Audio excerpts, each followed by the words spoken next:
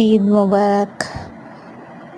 75% வேலையை முடித்து வச்சிடலான்னு கொஞ்சம் மூடு அப்செட்டாக இருந்துச்சு. அப்புறம் சரி ஒர்க் பார்க்க பார்க்க அப்செட் போயிடுச்சு.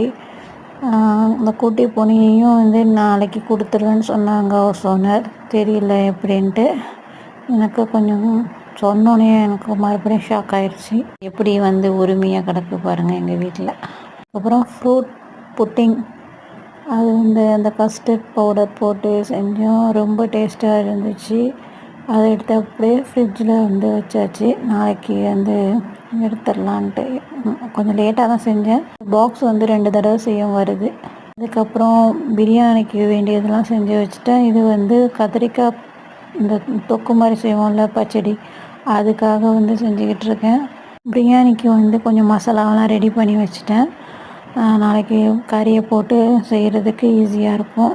அது மட்டும் இல்லாமல் வடைக்கு மாவு அரைச்சி வச்சாச்சு. அதுக்கப்புறம் 2 வடைக்கு அதுக்கப்புறம் மாவு பிணைஞ்சி வச்சுட்டேன்.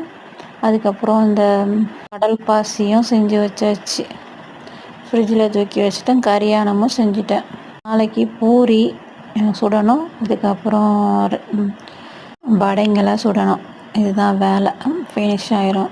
பிரியாணிக்கு கறி வாங்கி கொடுத்தா அதை அடுப்பில் வச்சு இறக்கணும். கரெக்டாக 9 மணிக்கு தான் எங்கள் ஏரியாவில் தொழுகைன்னு சொன்னாங்க. ஆனால் பெண்களுக்கு இல்லைன்னு தான் நினைக்கிறேன் பள்ளியில். நான் வீட்டில் தான் தொழுவணும்.